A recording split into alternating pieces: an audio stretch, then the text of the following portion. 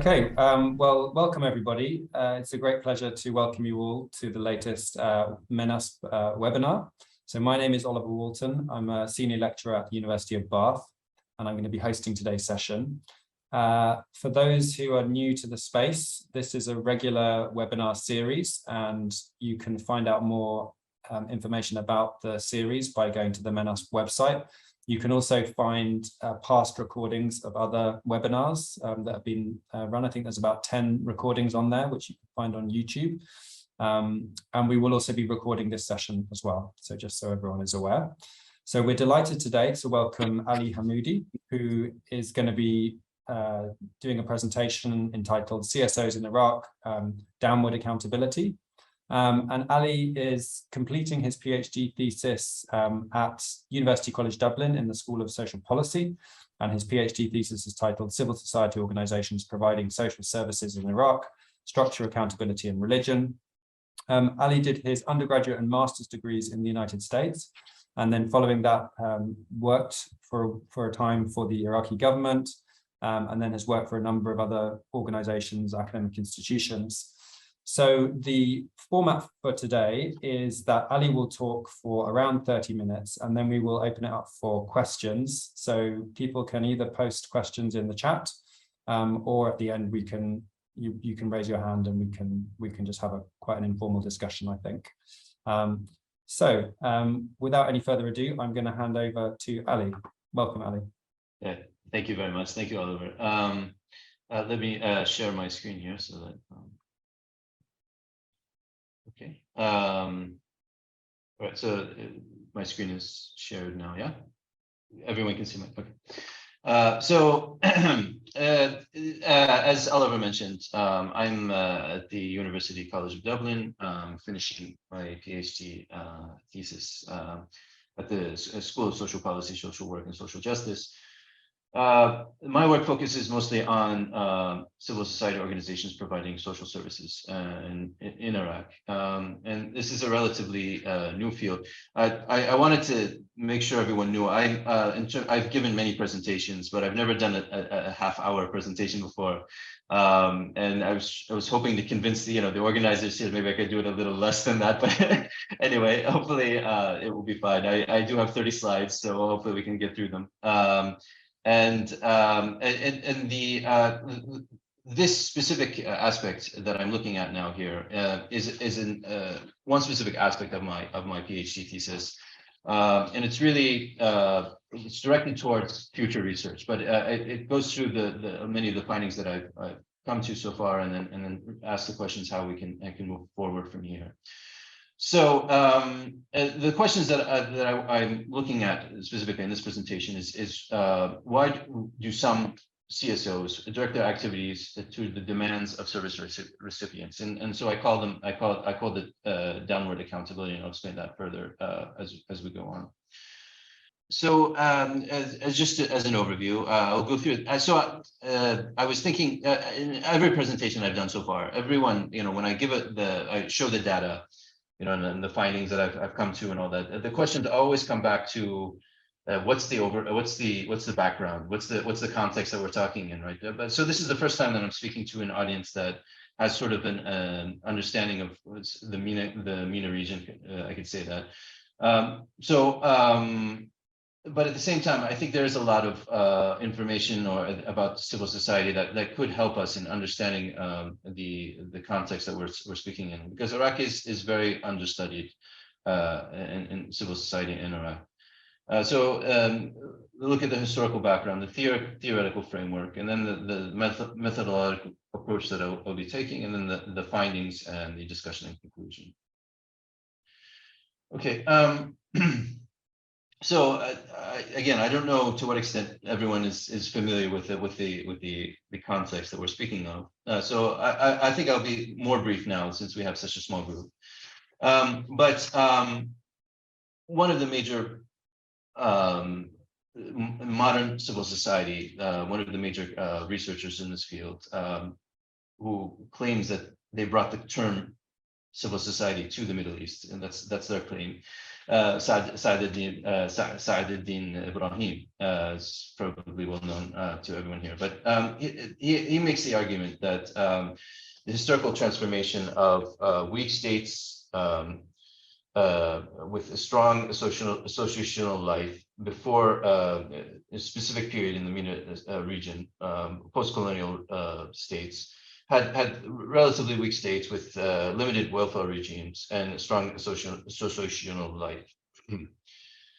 And that transformed after a number of uprisings in the Arab world in the 50s and 60s, which I'm sure everyone again is familiar with, and that changed into a more of a populist uprising and the formation of populist welfare states. And that formation led to the limiting of associational life. So the main argument he brings to the field is that it's sort of a transformation from a strong civil society, weak state, to a strong state, weak civil society. That argument was made in the late 90s, mostly in the 90s, the last century, and it sort of fell apart with recent developments in civil society. But at the same time, there are a number of critiques, especially when he was running at the same time. And that one, it's very regionally specific. He was speaking from position of Egypt, and also other states in the region have a similar trajectory too, but it doesn't fit at all with the Gulf states or with Lebanon. And then we also have they're very value-laden definitions of society, civil society. I mean, his funding was mostly from American research institutions, and so it very much was founded in American political theory of what civil society meant. And others suggest that it was very theoretically based without enough empirical evidence. When we look at Iraq, so we do have now a research coming out. Rana and Jinan has a recent research on this field and civil society after 2003.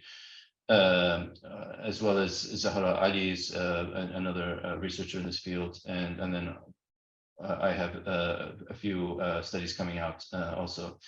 So we do have, but everything is focused after 2003. And if we look at the period prior to this 2003, the scholars usually fit within to this Ibrahim's theoretical framework of this populist state overtaking this associational life. And then we do see, examples of this, very strong examples of this in the Ba'athist takeover of Iraq, and the fact that associational life was completely curtailed or co-opted by the state. But there is an argument that's made, though research is not very well developed in this field, that during the oil embargo era, which was after 1991, the state became very weak. Even though it presented itself as a strong state, it became very weak, and it gave the ability for associational life under the radar to form. And then at the same time, in the Kurdish regions, there was a somewhat semi-autonomous region. So some of the conundrums that come up when studying civil society in the Middle East. So there are two major schools. One is the American school, which suggests that civil society is sort of against the state. It's either the state or civil society. The state gets stronger, the civil society gets weaker.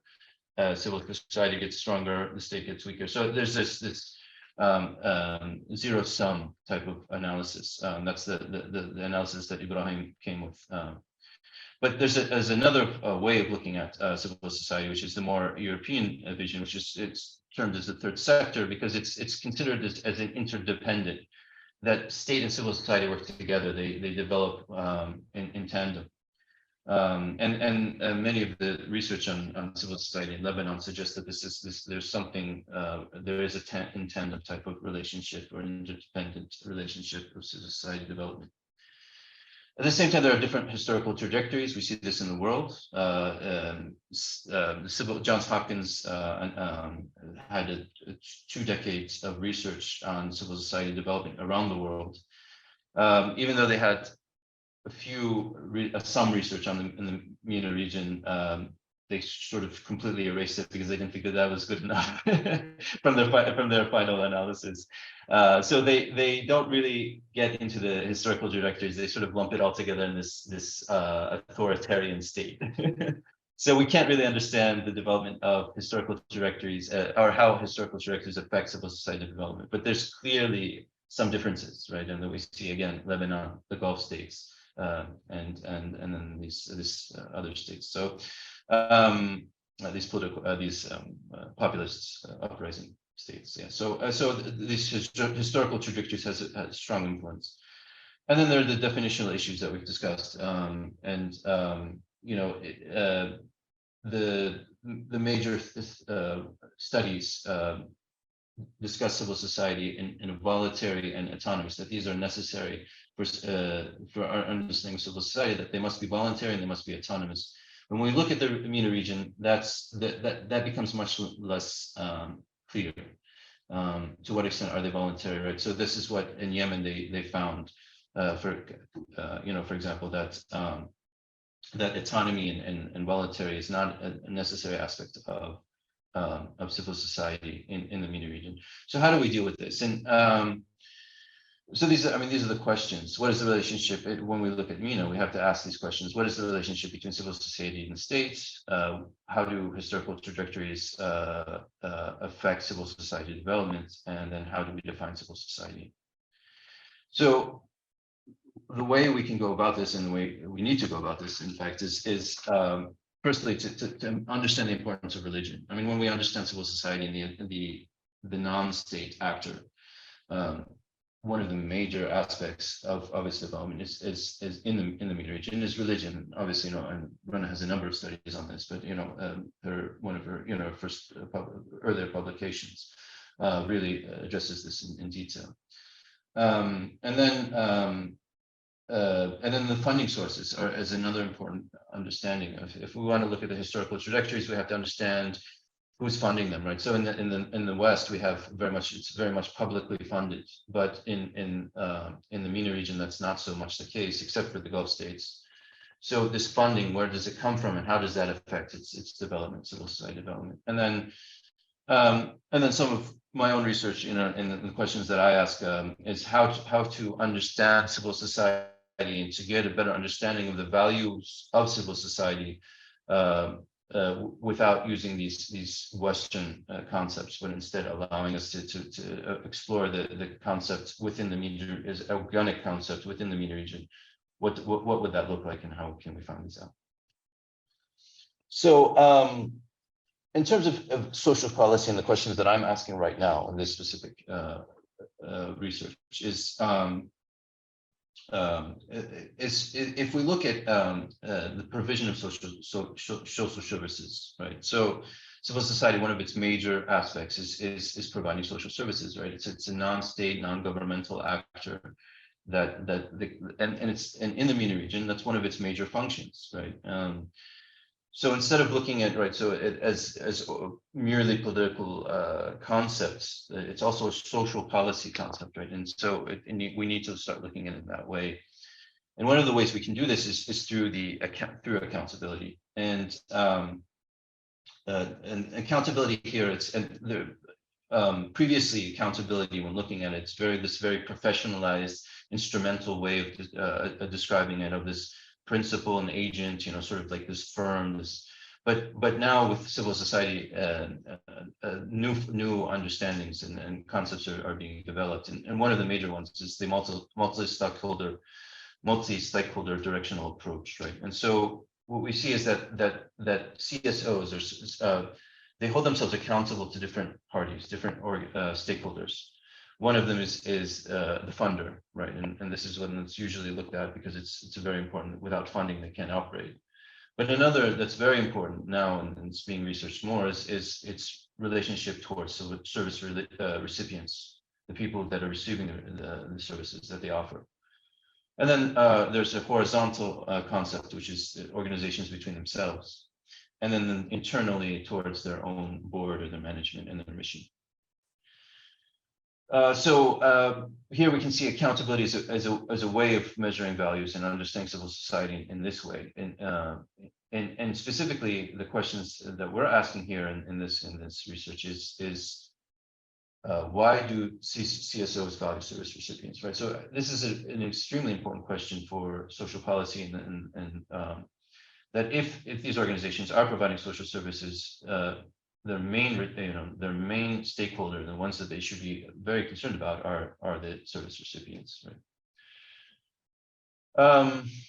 I don't want to get too much into this, but just in terms of the idea behind this research, right? It's we could look at it as positivist, or a critical realist, but the idea that I'm trying to go at is the transformative nature of the research, right? How to allow CSOs to provide valuable research for CSOs, so that they can be more oriented towards their service recipients, right? So that there's the actual benefit from this research that offers for the future for CSOs to be more concerned about providing services for their service recipients. It was meant to be a mixed methods study due to security issues and other reasons. The qualitative aspect of the research was severely limited, and so it became much more a quantitative based research, and that uses administrative data and survey results of registered CSOs.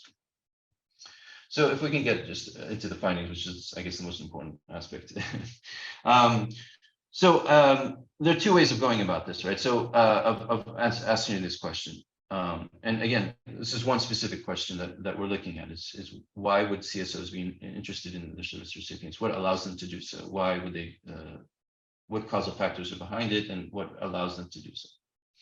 So one of the ways to do that is to look at a geography. Where are they forming, right? And so if we look at a map of Iraq and the poverty rates of poverty rates in Iraq, we see that it's very unevenly distributed, right? So there are historical reasons for this. There are social policies in Iraq that allow for this to happen, but specific regions are clearly being underserved. So the questions that I'm asking is what kinds of CSOs would form in this area? What specifically would allow a CSO to come to an area where this high levels of poverty? And when we say high levels of poverty, these are areas where over 50% of people are under the poverty line. So one of the ways we did this is through looking at the administrative data. So there's a register which allows us to sort of classify organizations based on whether they're needs-based or traditional or human rights-based. And again, this is self-reported, right? And it's the government that's recording it. So it's not extremely reliable data, but it's one way of looking at it, and it allows us to get some insights. And so we have here on this two hypotheses. One, that traditional CSOs would be more likely to be found in high poverty districts, right? This is sort of the theory that these religious-based organizations go into these poor districts to get for whatever reasons. So that's one way of looking at it. And that's one theory. And there's a historical and a theoretical basis to that. And then the second is that human rights-based CSOs are the ones that are moving in. And this is the idea that in fact, the more traditional organizations are more oriented towards middle-class clients. For example, Clark, examines this. Jawad also mentions somewhat about the focus of religious-based organizations towards the poor, that their focus is not entirely directed towards the poor. So towards poverty alleviation. So we would think in this sense that human rights-based organizations would be forming in these areas. And in fact, based on the data that we have with the administrative data, we do see that in fact human rights-based CSOs are more likely to form in these high poverty districts. But again, because of the administrative data is not extremely reliable, we've tried this again with using survey results. And in the survey, we contacted over 4,000 organizations. And interesting, I mean, it was very fortunate that we got 300 valid responses. It was very difficult as well, because it took over almost 6 months to 8 months, and constantly calling and emails, and you could just email and SMS and just everything, and we were able to get 300 valid responses, which is actually very good for the region and in general. So we on this basis, we did K-means clustering analysis and looking at 3 specific aspects: levels of engagement in social service provision, the disadvantaged groups targeted, and the intensity of the strategy, of the mission strategy. And looking at it again, we came to a different conclusion of it seems like in Iraq, it's not so much human rights versus traditional, but there are different ways of categorizing how CSOs are organized in Iraq. Different type of typology that's more accurate, seems to be more accurate. And in fact, we don't find too much of a difference, other than that professional may be a bit more likely to form in these districts. And I'll get back to the accountability survey, because that's the second part of this. And I just quickly wanted to just show you, when we look at accountability, in fact, we do see some significant differences. And then the fact that the more traditional organizations that have a traditional approach to accountability are less likely to form in these high poverty districts. So this sort of supports our previous research. Okay, so the questions that, in terms of accountability patterns, and this is really where we focus our energy on this question is. So again, the survey, we sent it to 4,237 organizations, and with the geographical questions, we received 320, but with the accountability, it was much less, right? And there are a number of reasons why that. I mean, in general, questions about accountability are difficult in any region. CSOs to answer these questions are difficult, but specifically in a place like Iraq. But nonetheless, I mean, the fact that there are 186 is significant, right? It's important. And the way we looked at clustering analysis again is looking at the vertical accountability, which is upwards and downwards, upwards towards funders, downwards towards service recipients, and then horizontal, looking towards how they interact with one another, organizations interact with one another in cooperation and competition. And then finally, internal accountability, how much they're focused toward their internal stakeholders, which is like the board as well as the mission. And so we look at what specific CSO characteristics are related to downward accountability, and what causal factors lead to this type of accountability. One of the major aspects of this research requires indicator construction, and so we were able to. So this is one of the first, or the first that I found that brings these different stakeholders together in a measurement that allows it to measure together, right? So there's all these, they're always mentioned upwards, downwards, but bringing it all together into one framework, this is probably the first that I have encountered in doing so, and so it required a lot of indicator construction. And I won't go too much into the details of this because and then so we see by through these indicators that we do find different clusters, accountability patterns form into different clusters, and then some of these clusters are more downward accountable, and some of these clusters are more upward accountable, more towards their funders, and others are more towards their service recipients. And I'll show you. I mean, this is just to demonstrate that there are different clusters forming, and then to show you through these dots here each dot is a CSO, right? And so if you can see clearly that the green and the blue are very separated on the downward and upward. So there's a blue group that's very downwardly accountable, and there's a green group that's very upwardly accountable. And then there's a red group that's sort of all over the place, which I'll explain later. So it shows that there are some organizations that are very downwardly accountable, and there are other organizations that are very upwardly accountable. And so we're trying to figure out the reasons behind that. This is a broad overview of the differences between these organizations, these different clusters. I go through it, and I think it's, I mean, I have the next slides will show it in more detail, and just to show you that there are differences between these different clusters. So the first cluster, we call them newcomers, right? And they have a very small number of respondents, and the most likely reason for that is because it's much more difficult for them to answer these types of questions. They're not as well established, but I mean, the reasons we call them newcomers is because, first of all, they're much younger, and also they're much smaller in revenue size. The majority of them have, the vast majority of them have less than 10 million Iraqi dinars, which is per year, which is about $1,000. Not 10,000. It's less than $10,000. About $7,000 per year. So these are the organizations, right? And they have a very small percentage of their funding from grants. So it's clear that they don't have a strong accountability patterns. Their internal accountability is very low. They're not very directed towards the mission. They're smaller in size, etc. So it's these are the ones that.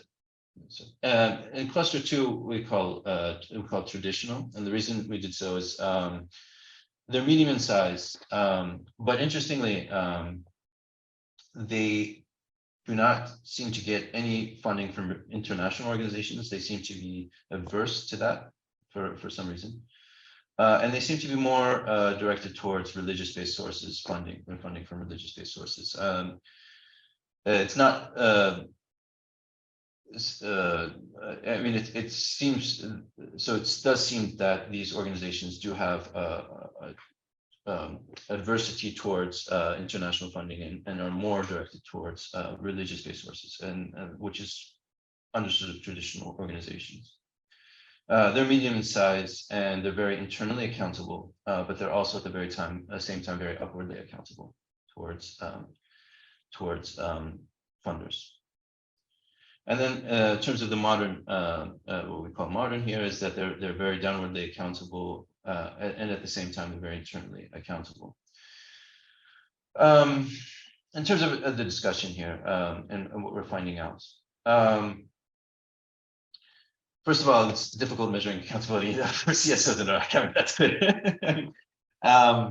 But at the same time, it's possible. And you know, at the beginning of this research, many suggested that it was impossible, right, to do something like this in Iraq. And I think one of the major goals of this research is to open a door towards further research. And I think by doing this type of these studies, the door is able to open more. So we showed that it was possible to do a survey, that it was possible to get valid responses towards these types of these issues in terms of accountability. So it's not a completely foreign concept. We were not able to find causal factors that lead to downward accountability, but we do find attributes that are related to decreased downward accountability or towards upward accountability. So we can figure out what's not working so well, for example, if our concern is about downward accountability. So we know sort of the factors that are leading to less of it, but we don't know what's leading to more of it. So that's and again, one of the major reasons is because of you know, the data is not complete. So what we need, in a sense, is to further develop these indicators, right? So it's an important first step, again, that we're focusing on here. But it's in order to answer these questions, what leads to downward accountability? Why are some CSOs more downward accountable?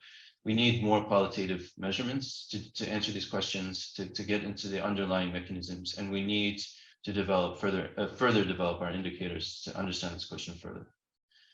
And because the purpose of this research is again transformative in nature. I mean, that's the end goal of this research. Can say that in order to offer valuable research to the CSOs so that they can be more attuned to their service recipients and their demands.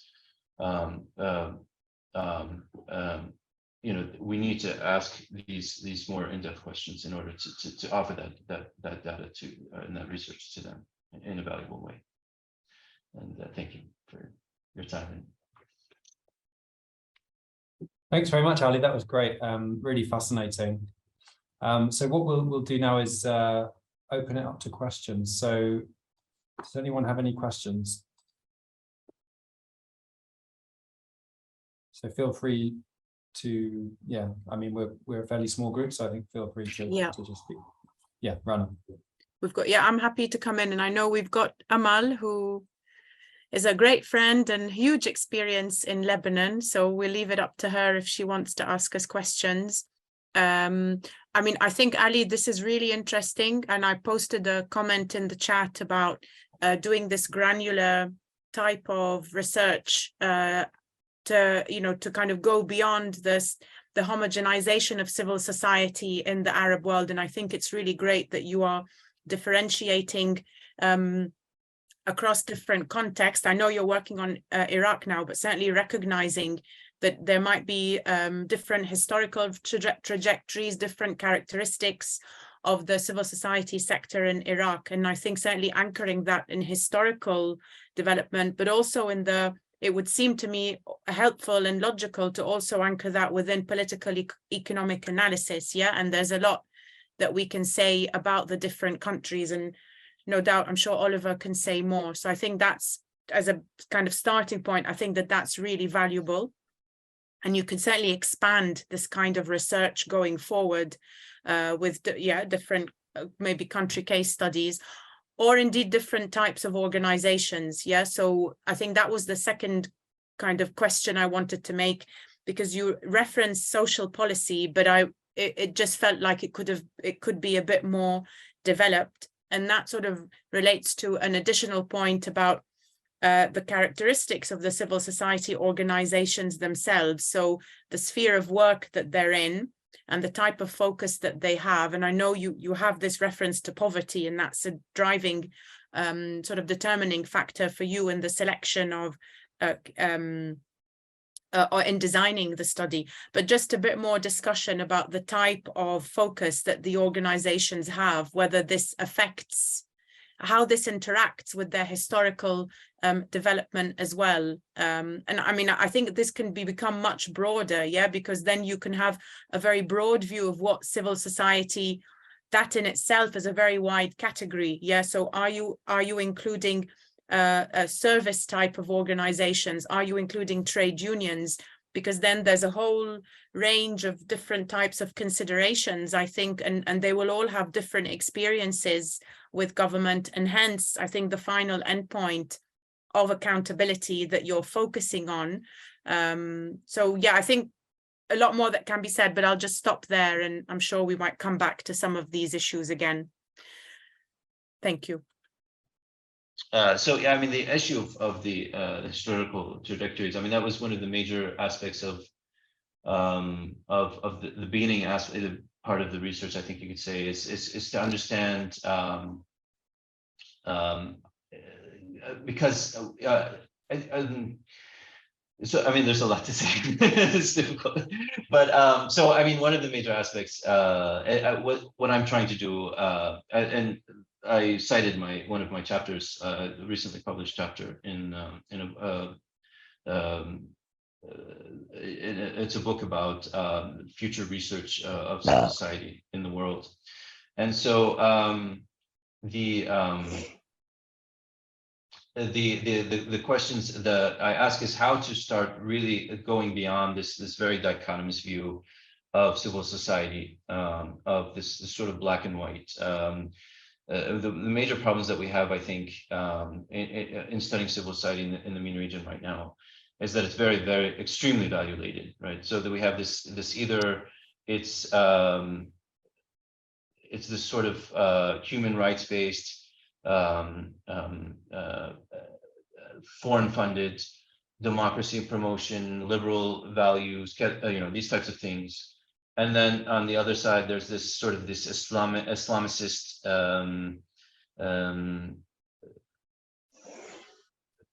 I could go on. That's sort of anti-democratic, et cetera, et cetera. And so we have this dichotomy, this black and white. And so the reason, one of the questions that I'm trying to really get at is how to sort of lessen the contrasts, right, and to make it a more grayscale.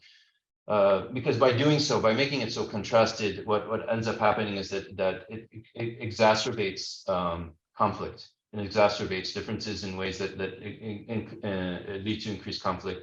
So how can we measure values that allow civil society to start understanding what civil society is in a MENA context? And what ways can these different forms of civil society sort of coalesce? Where do they coalesce, and how can they discuss their values in a way that leads to civic development instead of civic strife?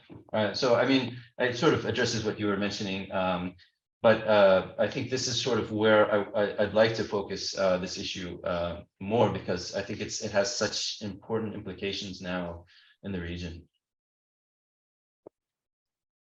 That's great. Amal, did you have a question?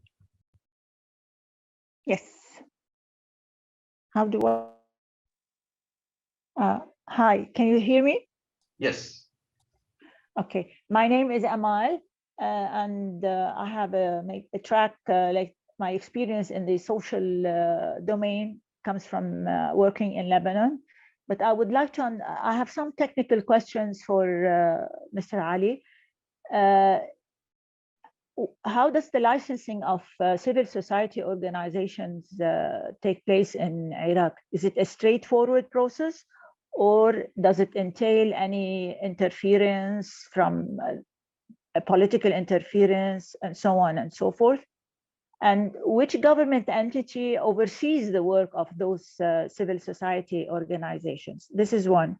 Second, your study, is it comparable to other studies that has been carried out, let's say, in other MENA countries, in order, to benefit from lessons learned or to share experiences and so on?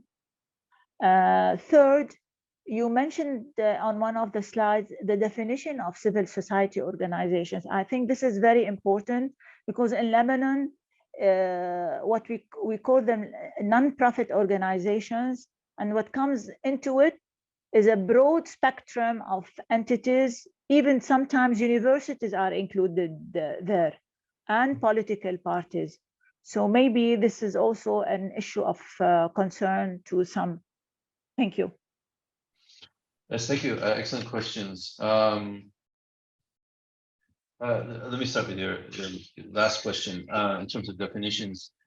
So again, in this chapter that was recently published, this is where I really discuss about definitions. And the major issue, I think, is that so the problem is that we have to. There are ethical issues involved in terms of studying civil society, right? So the major goal usually is to include as many organizations as possible, right? As wide a brand. But the problem is that what we have is in a place like Iraq, and this is related to your first question as well, is that if they are not registered, then they are not a legal entity, and if they're not a legal entity, it may lead to them, problems. So by studying them, even if we don't mention them, by studying them, by shining a light on them, and there's ethical issues involved with that, that others have discussed. And so and another aspect is the fact that what is very beneficial about Iraq, because it's sort of started to form in 2003, right? So, I mean, Lebanon has a very long history of civil, civil society and organizations and registration that was never really curtailed whereas in Iraq it sort of started again in 2003. I mean, it started to become official again in 2003. So what happens is that all different types of organizations with different value structures, different missions, different reasons for forming, are all trying to establish themselves and become registered. But there are a number of difficulties, and so not everyone is able to register. So the informal aspects of civil society is not able to be captured in this research.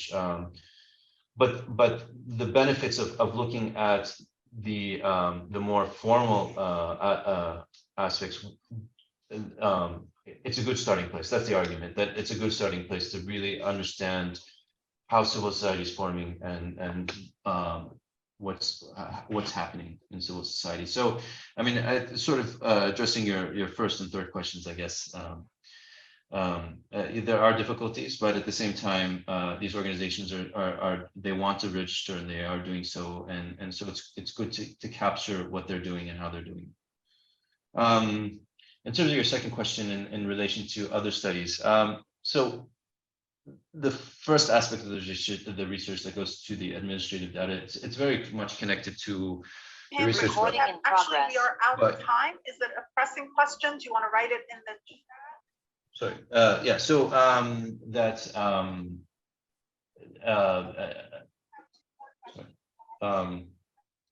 about relation to other studies in the region. So Amani Kandil, Kandil or Andil, is she was the head of the NGO network for Arab countries, a decade of research in this field, and she was very quantitative based, so she was looking at a number of ways that civil society was developed. She was using many of the frameworks that the Johns Hopkins Institute used, nonprofit organizations. The problem is that the causal relationships weren't explored to the full extent that they could have been, I think, and so this study allows for that takes a step further, I think, in that sense. So it is connected to research in the region, but it tries to move it forward in many ways in terms of its methodological approach.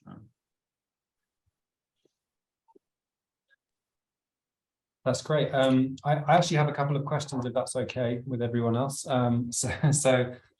Yeah, thanks, Ali. I found the paper really interesting. I just had a few sort of, I guess, clarifications, or if you could provide a few more details on a few things. So one of them was about the measurement. How did you measure the downward accountability and upward accountability? What were the sort of indicators that you were using? And I also wasn't clear in the sense of, was it self-reported by the organizations, or were you looking at kind of objective measures?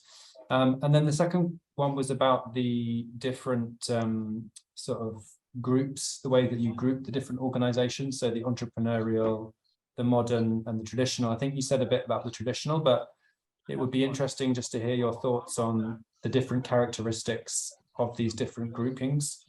Beyond, I mean, I wasn't clear, did they share characteristics beyond their sort of accountability profile? Could you give us a sense of like what type of organizations they were? Yeah, because I just thought those, and I thought your discussion in the discussion where you're talking about this tendency to divide the sort of liberal human rights organizations and the traditional anti-democratic ones, I thought was really interesting, and resonates, the difficulties of that divide resonated quite a lot with my own experience and my own research. So yeah, just interested to hear more about how you characterize the different ones. Thank you. Yeah, no, absolutely. So in terms of measurement, right? So this was a major issue, and the indicators. So just to be clear, so it is a survey that the CSOs themselves, the management of CSOs. I mean, so it has to be a manager or that responds to the survey. So it's self-reported. It's very much. So I mean, so how do they view themselves? How do they view their organization? So that, I mean, that's an important aspect. But it's interesting that even with that question, we see so much diversity, but in responses. So the question really is, because the term accountability is not very clear, right? And so that was a major issue. How do we deal with this? And speaking to a number of scholars in the region about how to do surveys and administer surveys. So the way we approached it was what organization, what parties have an influence on your decision making, right? So what parties have? So I'm not sure the exact wording, but I mean, so it's about the influence on decision making of the organization, right? And so so there are a number of options, and it's asked in different ways, a number of times to cross verify. So the question is about the influence on decision making of the organization, right? So one of the issues was that it was so what we found, which is I think important about Iraq, is that very internal organizations, they're very internally organized. You would think that so the concept of CSO and multi-stakeholder is that the funders are the most important. We find that the internal stakeholders are the most important. So it suggests that they're not attuned. I mean, and that could lead to both positive and negative effects, right? But they're not very attuned to the external environment, right? And so that could lead to I mean, in other research, they found that internal leads to more mission-based, more concern of the mission, but it could also lead to just this sort of cliquish type of activity. So and so that's sort of so yeah, that's the major issue. So but there are two ways that we clustered, right? So there's one that did so in terms of the organizational structure of the organization, that led us to 3 different clusters, and then there was one about accountability patterns. So the idea was to see if is it really just traditional human rights, or is there something more interesting going on? Faculty of Health Sciences, where I spent, I was born and raised in Beirut. I'm originally from Akka. Born and raised in Amal, Beirut, would it be possible to mute most of my academic life there. Oh, yeah. Yeah. That was one of the major issues, is to see if we could find something more nuanced. And so yeah, and this is, Amal asked, do you have a hypothesis you want to testify or verify? I think I went through 3 different studies, right? And I just one of the questions that ran through one of the 3 different studies. So it might be too broad that I brought, I didn't focus on one specific study. That's why maybe it's maybe too much information that I brought in. I don't know. So I'm sorry. I mean, maybe could you tell us a bit about the other aspects of the study briefly? Yeah. Okay. So it's 3 different studies, right? And the first is using administrative. It's just each study uses different forms of data, right? So the first focuses on administrative data and the questions that we can answer. And it's really the question that I asked in this specific paper that hopefully will be published soon. I think in May, maybe, I think is. But it's been in international development. It's been accepted. The question is in terms of civil society development, and to what extent does poverty lead to CSOs, the relationship between poverty and the development of CSOs. So you would think that CSOs directed toward poverty alleviation would form in areas with more poverty. But in fact, we don't find that to be the case at all. And so instead, they form in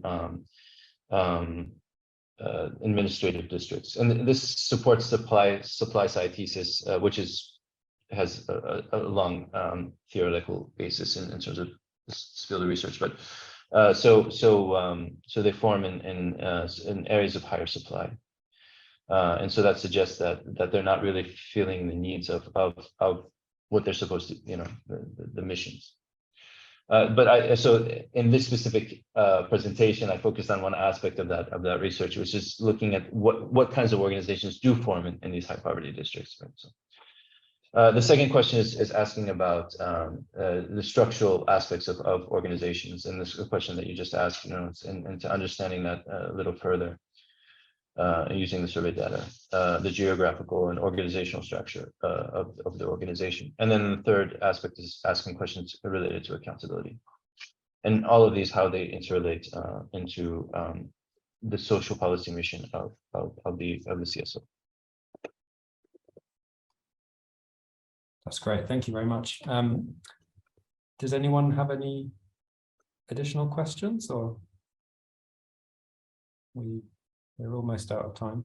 Thank you. Yeah, no, I think it's been great. We've filled the hour in quite well. Thank you. Yeah, thank you. Again, this is the first time I've done a half-hour presentation. I'm used to the 10 minutes and then the next person. So yeah, no, thank you for allowing this opportunity. It's very helpful for me too. Yeah. That's great. Okay, well, yeah, thank you again, Ali. It was a really fascinating presentation, and we look forward to reading your forthcoming publications as well as they come out. And hopefully we can keep in touch. So I don't know, Rana or Marlies, did you have any final announcements or no? Okay, well, in that case, we'll end the webinar, but we'll hope to see people again in future sessions.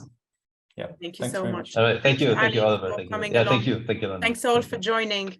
Yeah, thank you. Bye, everyone.